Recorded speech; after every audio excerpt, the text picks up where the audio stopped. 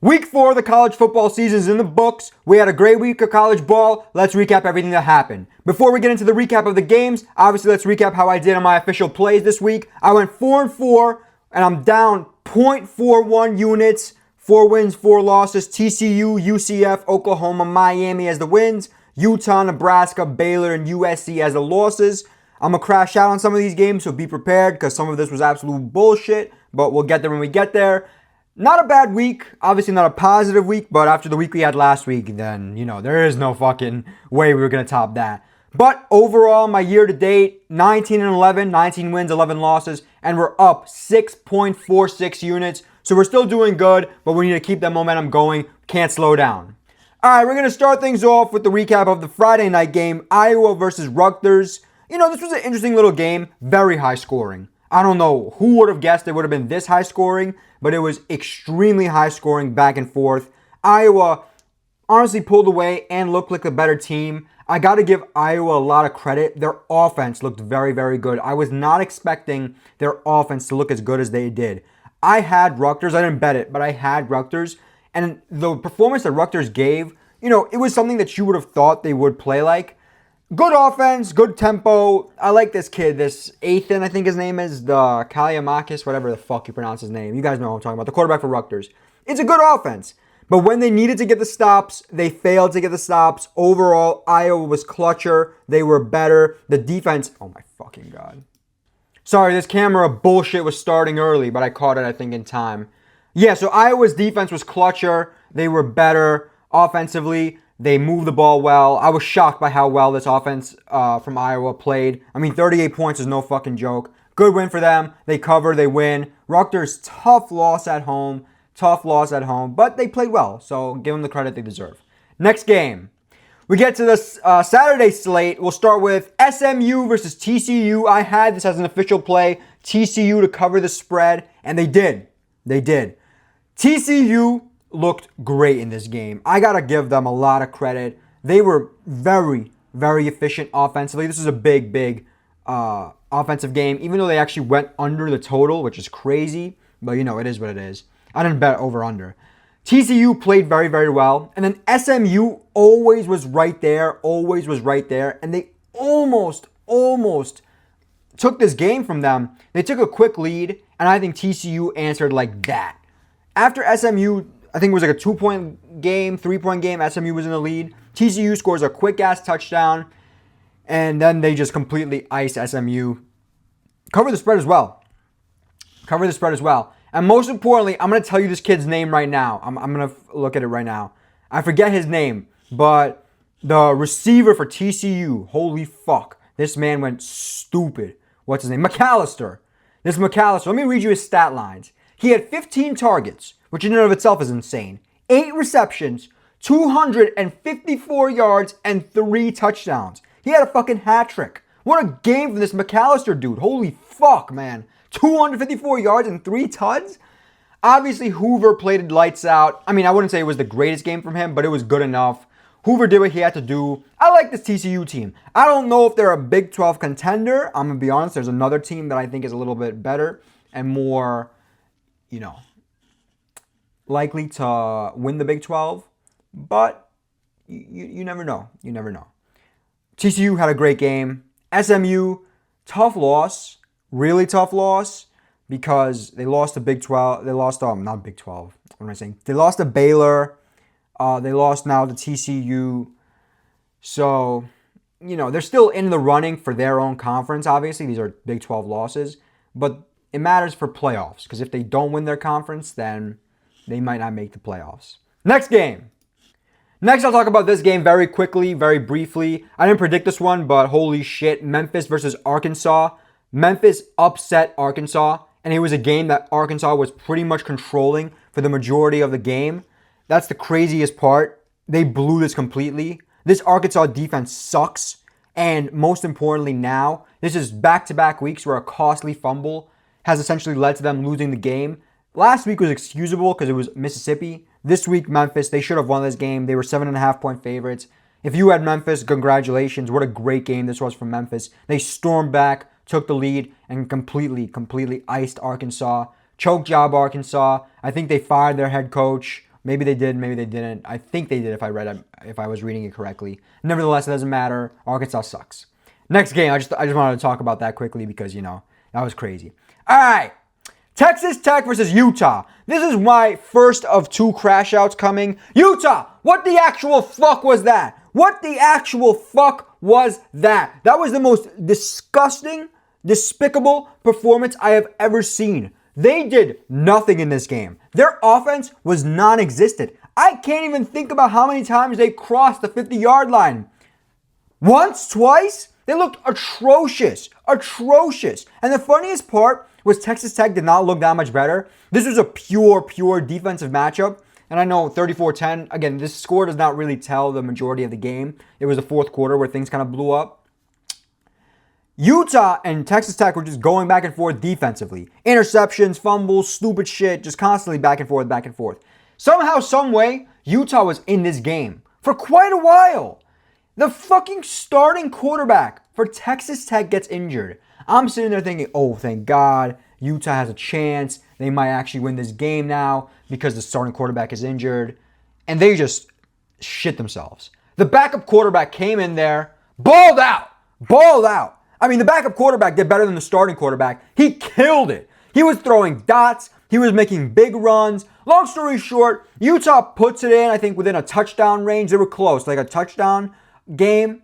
And then they just completely shit their pants. The defense falls apart. Texas Tech completely blows them out the fucking field.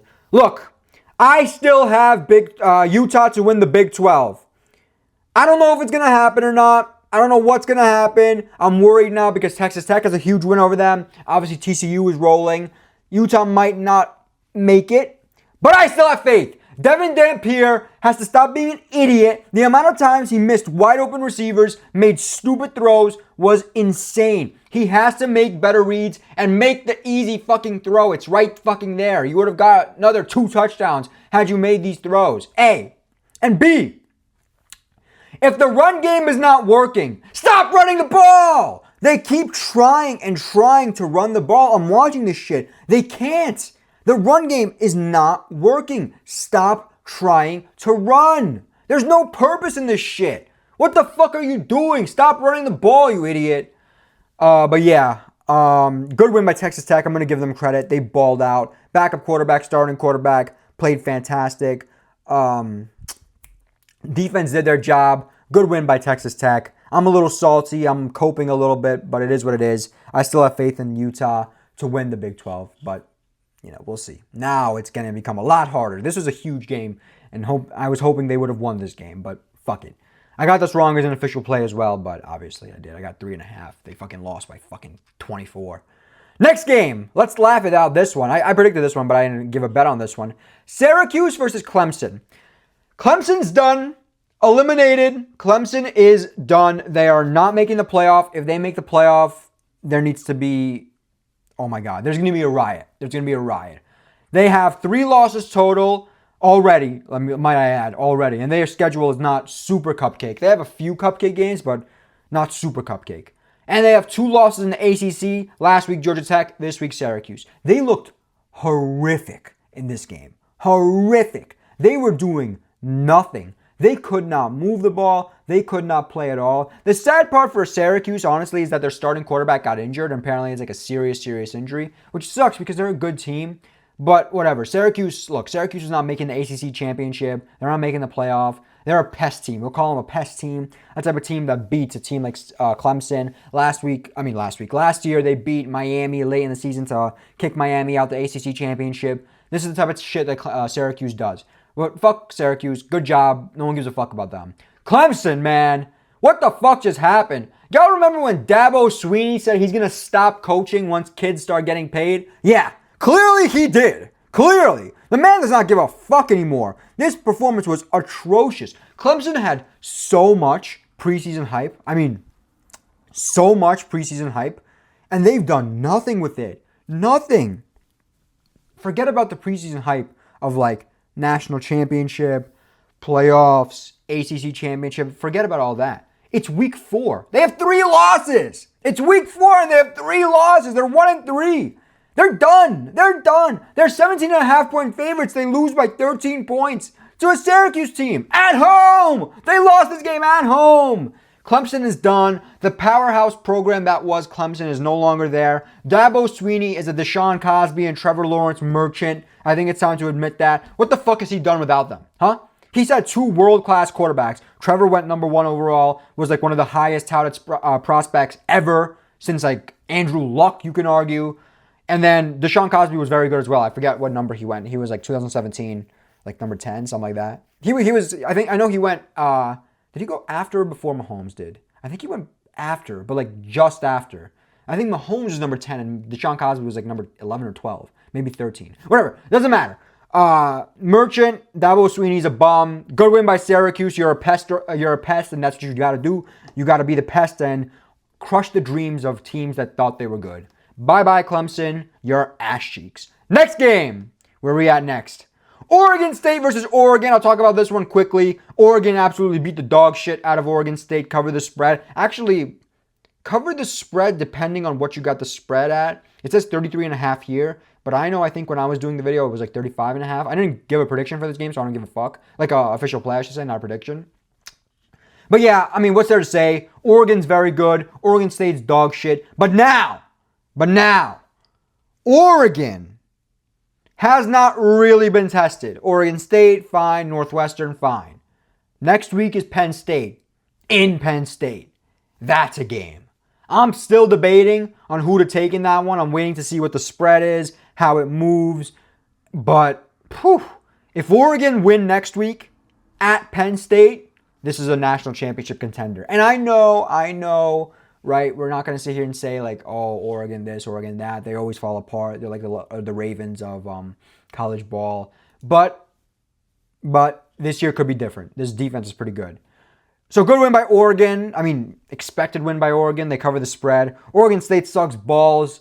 0-4, I'm pretty sure. Yeah, who gives a fuck about this game? I'm done talking about this shit. We gotta get to it today. Michigan versus Nebraska is the next game. This was a fucking shit show. I had Nebraska to win this bitch. And Nebraska played decent. I gotta give them credit. But early in the game, they made some stupid decisions and left points on the board. And obviously losing by 3 goes to show how important it was leaving those points on the board. And that's what happens, right? You leave points on the board, you lose by 3. That's the name of the game. The reality of this game was simple. Running. Michigan destroyed Nebraska on the ground. This running back was ripping them into shreds. This dude was everywhere. He had like over 100 yards, a ton. He had a couple big runs. Bryce Underwood had a huge run himself. Unbelievable running performance from Michigan.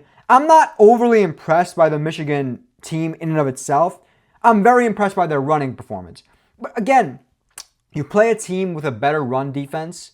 Will Michigan have this type of performance against them? I doubt it. But nevertheless, it was a very good win. Was it a ranked win? I don't know if it was. I don't think so. But it could have been. It doesn't matter. Nebraska's a good team. Nebraska's a very good team. Raiola's good. Rule's a good coach. I'm not out on Nebraska. But Nebraska had to, step up, lock down, and they didn't. And that's what cost them the game. This was an official play for me. I got this one wrong. Fuck it. It is what it is. Good win for Michigan. Good run game. Nebraska, a little bit better defense. And fun fact, I'm pretty sure Nebraska has not won a ranked game since like 2016. It's been like 9 years. Like I think almost to the dot 9 years. Which is insane to think about. How the fuck is that? It's been that long. Nebraska's turned into a poverty program, I guess. Not anymore. I mean, Raiola's decent and Rule's going to take them out of poverty. But they clearly have been a poverty program for quite a while. Not one ranked win in 9 years is insane. And I thought they could get it done this week, but they choked. Good run game for Michigan. Next game. Auburn versus Oklahoma. Okay, I'm going to start off with this in this game because I have a lot to talk about in this game. Auburn should have won this game, and they got screwed. And I know it was a touchdown game, 7 points, but they did get screwed. Very early, there was this weird fumble call taken back for an Auburn touchdown, but they realized that he didn't have possession of the ball, and they call it back.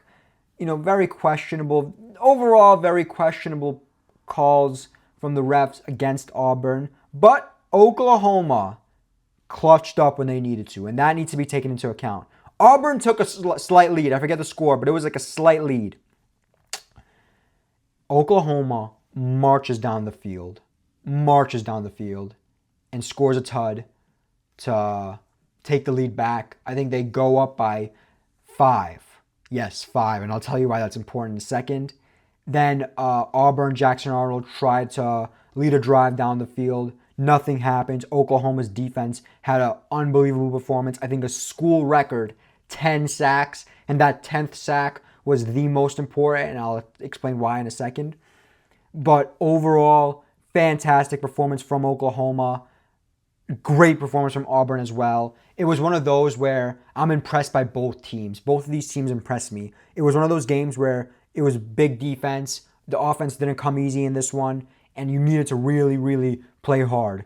Like I said, Auburn's legit this year. Oklahoma's legit this year. These are two teams that I'm very happy to take no matter what. I actually like both of them, and I will be betting on both of them. I want these teams in underdog positions. Oklahoma has Murderers Row coming up, and I'm going to be betting on them a lot because even though they may not win these Murderers Row games, they're going to be good enough to cover the spread, and that's why. Same thing with Auburn. Auburn, I don't know if it's Murderers Row, but they have a few hard games coming up, and I want Auburn as an underdog in these SEC type of games. I'll take them all day. Jackson Arnold's not horrible, but he's not as good as this Oklahoma kid. Let's get to the important part. The spread. Yeah, that's what you guys are waiting for. The spread. I had as an official play Oklahoma minus 6.5. They go up. They score a touchdown and are 5 points up. It's a 5-point game. They go for 2 and fail on the 2-point conversion. Why this is vital. If they convert that 2-point conversion, it's a 7-point game. But they failed. It's a 5-point game. I'm sitting there fucking pissed. Guys, I was fucking pissed. I was getting ready to lose it and shit. Like, no way Oklahoma's going to win, but they're not going to cover. Fuck this. Fuck that. They start playing beautiful defense. Oklahoma does. I think it's 4th down, if I'm not mistaken. I'm pretty sure it's 4th down. Maybe 3rd. Jackson Arnold steps up in his own end zone and gets sacked! He got sacked in his own end zone for a safety, a 2-point safety. That was a free 2 points that Oklahoma got. Obviously, after a safety, you have to punt the ball away. Oklahoma gets the ball back, knees it out. They won by 7 points after a safety. What a miracle. What a miracle. It was a miracle. I've never seen anything like this in my life. I mean, I have, but I've never seen anything like this in my life. Oklahoma clutched up with that spread, baby. Holy fuck. We went 4-4 this week, but we could have easily went 5-3 just as easily as we could have went 3-5. I'm telling you guys. I'm telling you. That was humongous for me.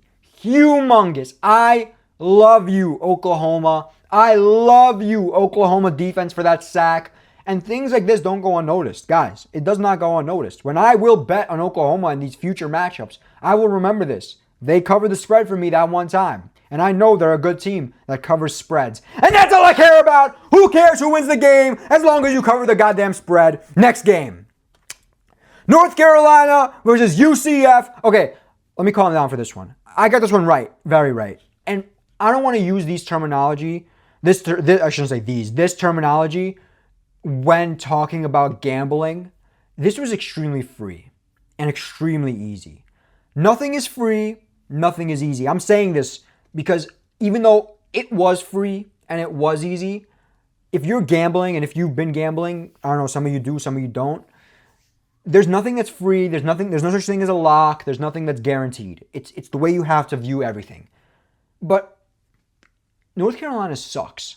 They suck balls. I knew this. And that's why I confidently took UCF against the spread, -7. I knew UCF was going to win this game. I knew they were going to cover this spread easily. Extremely easily. So it's one of those things where I don't want to sit here and tell you guys like it was a lock, it was free, it was easy money. It was. But you shouldn't have this mentality in gambling. But I'm telling you guys, Operation Fade Belichick is in full effect. It's so fucking easy. It is. The man does not give a fuck about coaching. He's 74 years old. He's getting millions and millions of dollars from a rich North Carolina school, and he's banging a hot 25-year-old.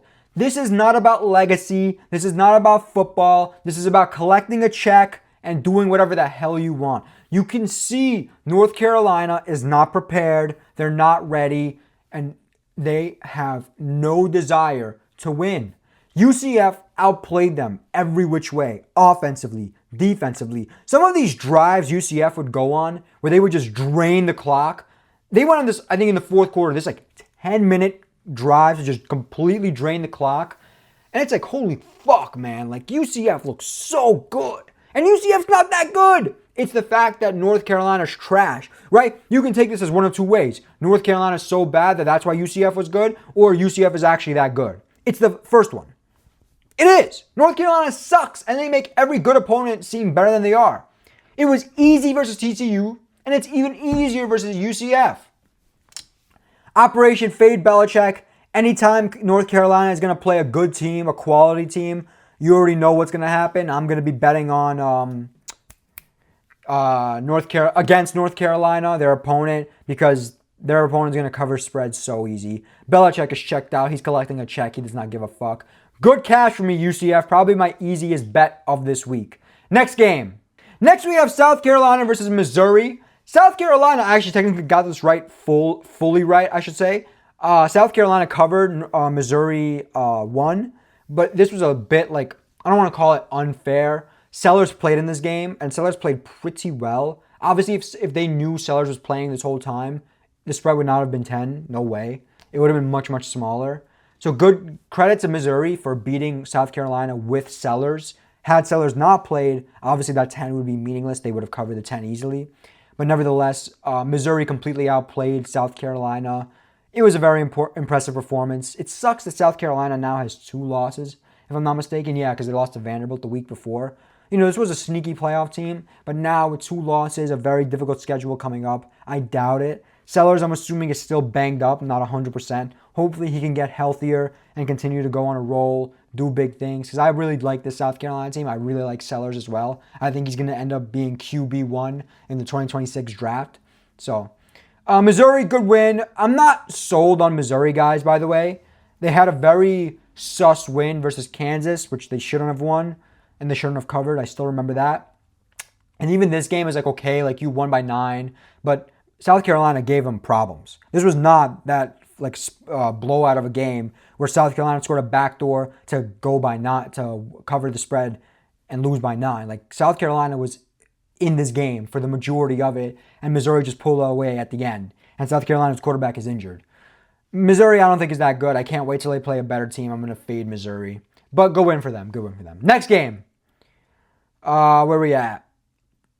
Arizona State versus Baylor. This was a weird game because everyone expected it to be super high scoring, and it was the complete opposite. Very slow, very defensive, not high scoring at all. In the end, Arizona State wins by a game-winning field goal. It sucks because Baylor really battled back, and they had not one but 2 big touchdown drives to, you know, keep it a game. Because first it was like they were down 10-17. Huge drive, 4th down conversions, huge drive to tie it up. Then they're down 24-17, another huge drive to tie it up, and then left too much time on the clock. Arizona State kicks a field goal to win the game. It sucks. I wanted Baylor to win this game. I had Baylor to cover. I'm happy Arizona State won. I mean, excluding my bet, obviously. I'm not happy I lost. But happy that my boy Dillingham won. The team in general for Arizona State looked very, very good. Levitt was amazing. The overall team is great. But again, like I said in the prediction video, they're missing Scatteraboo, and you can feel it. It's not the same Arizona State team without Scatteraboo. They're not going to go as far as they did last year. I don't even think they'll make it to the Big 12 championship. But I could be wrong. Because Levitt is very good. And Dillingham is the man. Baylor played good enough, but they had to have locked in when they needed to. stop drive by Arizona State to not allow them to kick a field goal, go to overtime. Because again, if they went to overtime and Arizona State did not kick the field goal, Baylor had the momentum. Baylor did. So I would have assumed Baylor would have won it, but fuck it, it is what it is. Good win for Arizona State, good effort by Baylor. Should have not bet this game, but fuck it, it's my fault. Next, we have Illinois versus Indiana. Holy shit! This is what I call belt to ass. This is a BTA situation. Indiana fraud checked the fuck out of Illinois. Oh my God. Illinois beat the shit out of...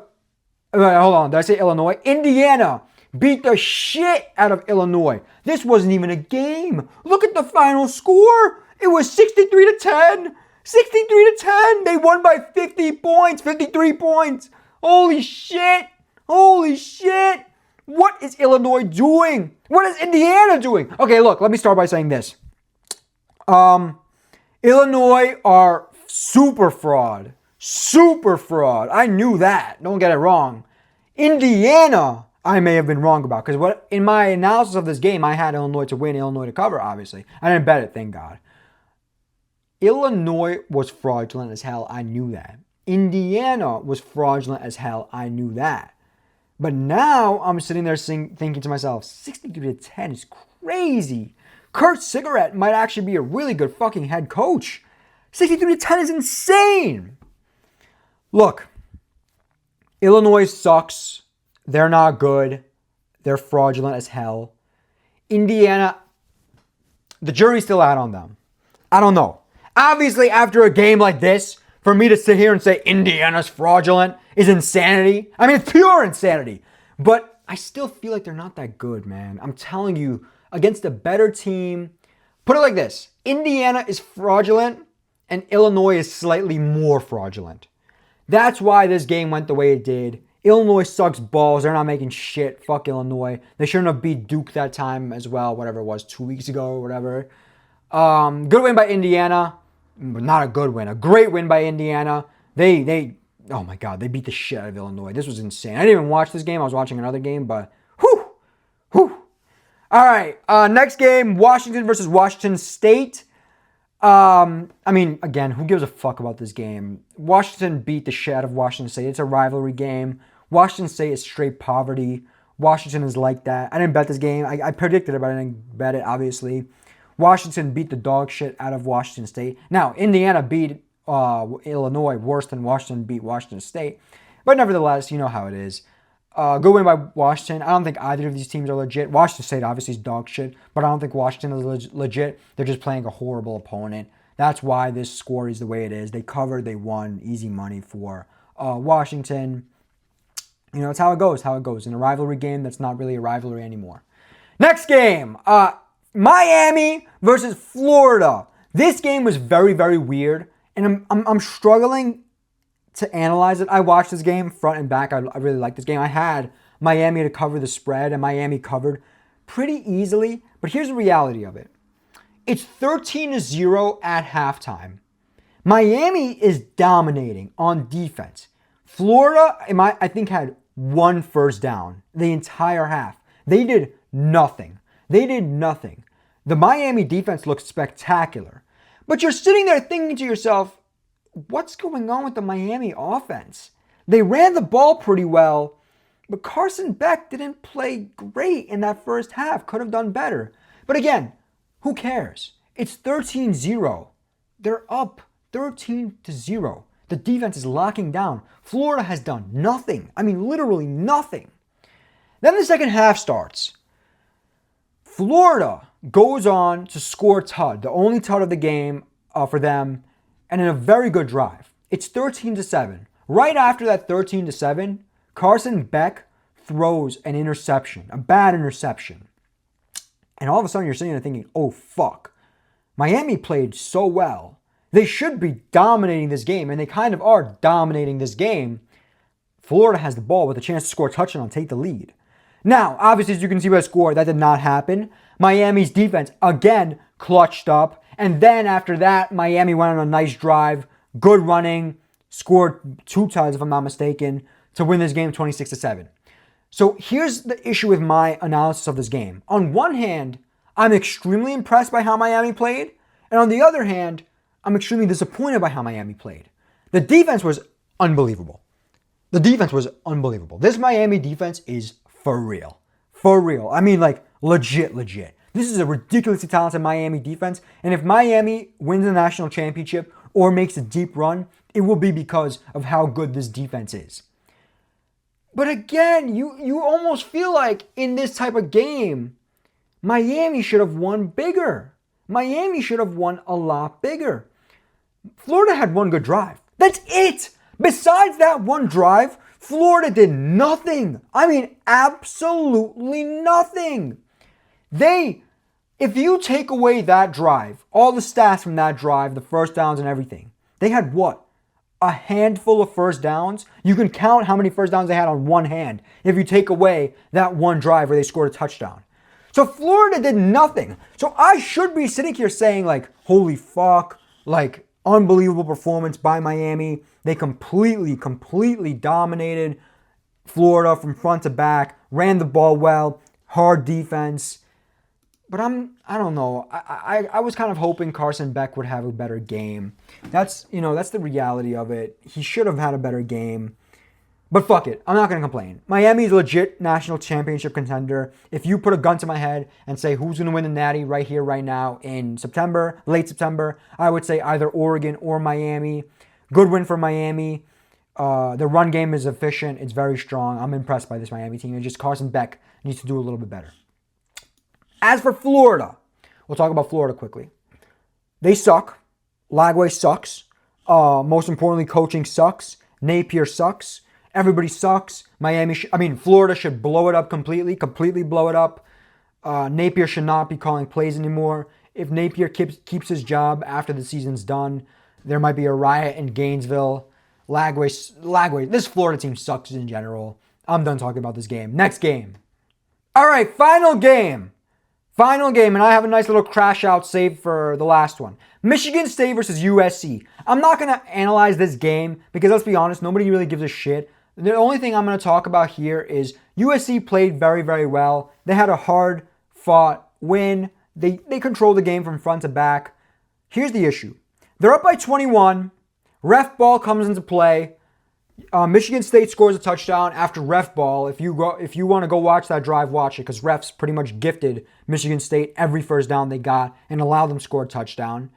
After that, USC fumbles the ball. Michigan State gets it in their own territory and scores another touchdown. It's now a 7-point game. It went from a 21-point game to a 7-point game. This is the third quarter.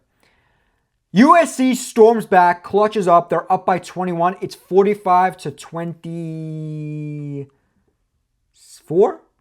Yeah, I think it was 45-24.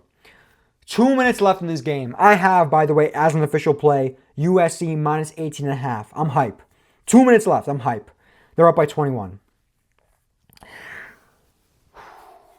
With 2 minutes left, Michigan State throws it deep.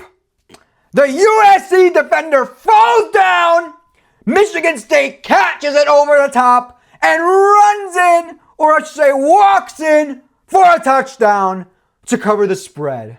I am so fucking angry. It's 3 in the morning. I'm up at 3 in the morning waiting to watch USC cover this goddamn spread so I can go 5-3 on the week and have a positive week again in college football. But no! Michigan State needed to score the bullshit backdoor cover. Fuck Michigan State. Fuck UFC. What the fuck is wrong with me? USC. I'm over here thinking about the fights. I'm ready to fight. That's why I'm thinking about UFC. These motherfuckers should have been up by like 28, 35 points if they weren't so fucking stupid. And yet they didn't. They shit their pants and didn't cover the fucking spread. I should have went 5-3 instead of 4-4, but I can't complain. 4-4 is not bad, especially after the week we had last week and the season we've been having so far. Nevertheless, USC, I like you, but you're getting close to my shit list. 18.5 should have been covered. They should have covered the 18.5. Fuck this. Fuck that. That was my recap for, week 4? Week 4 of the college football season. Let me know your thoughts down below on the week we had. If your favorite team won, if you want to bet, or if you got fucked. Maybe you got fucked on the Auburn-Oklahoma game. You see, it's giveth and taketh. Because I got the Oklahoma game, but I got the USC game ripped away from me. Nevertheless, that was my recap. Stay tuned for more content coming soon.